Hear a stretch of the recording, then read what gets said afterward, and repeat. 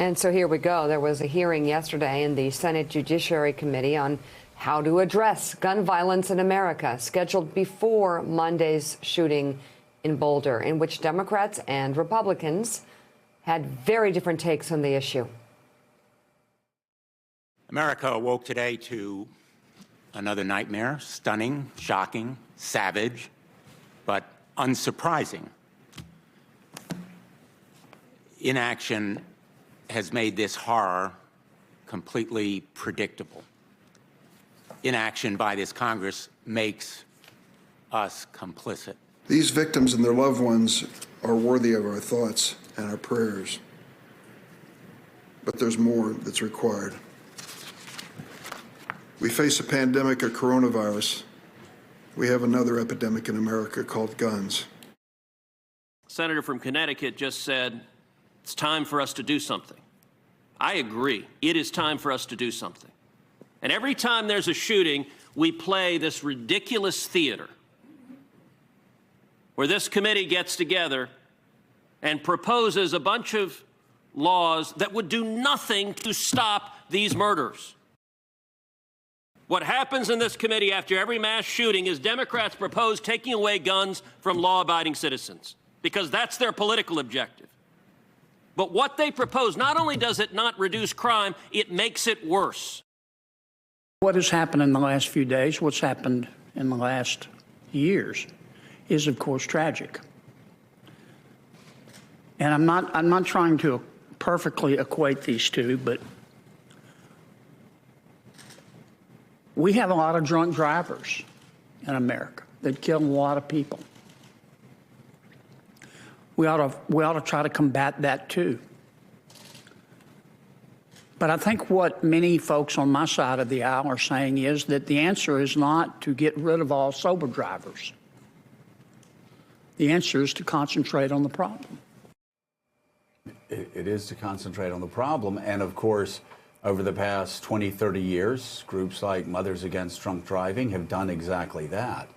And have changed, entirely changed the culture around drunk driving and have made a great difference, have saved so many lives, an untold number of lives. And yes, Michael, still, that is exactly, I don't think he meant to do it, but Senator Kennedy actually pointed to what we need to do as a nation. We need to get serious about this. Does this mean taking away law-abiding citizens' guns? No. I mean, Heller, no.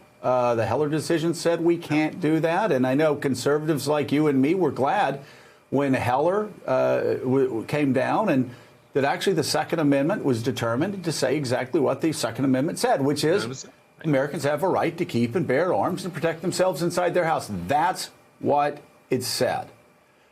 But how any senator on the extreme right could take expanded background checks and somehow lie to their constituents, lie.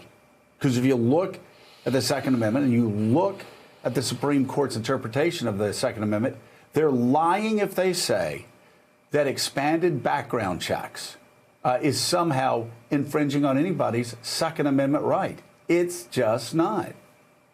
No, you're absolutely right, Joe. And it has been a lie that's been promulgated, perpetuated, and just, rolled out at moments like this for the last 20 years or so. And the reality is exactly in the space that you've described. The Supreme Court has given us the clarity that we need on the Second Amendment and what it means and what it doesn't mean with respect to individual liberties, but also what government, at the state level in states like Florida and Ohio and elsewhere, or at the federal level, can do to begin to address some of the growing concerns communities have around these issues.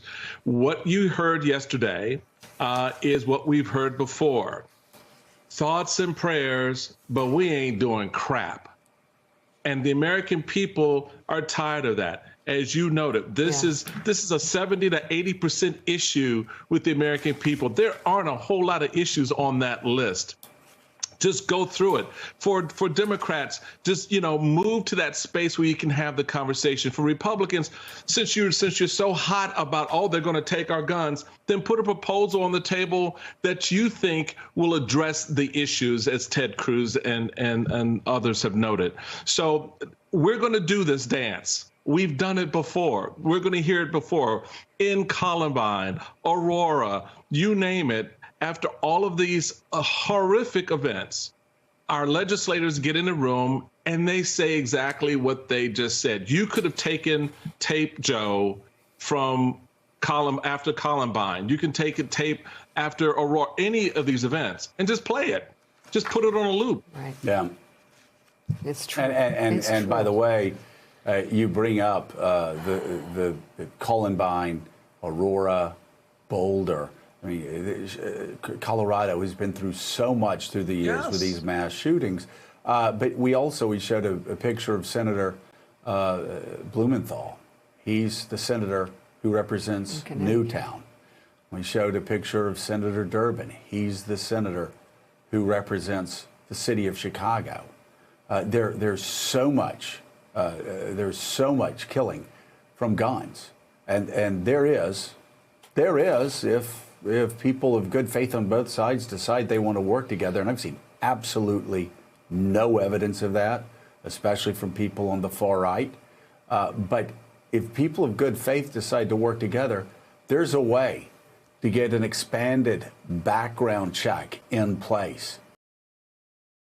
Hey, thanks so much for watching our YouTube channel. You can follow up on today's top stories and breaking news, or catch up on your favorite MSNBC shows all in one place. Download the NBC News app today.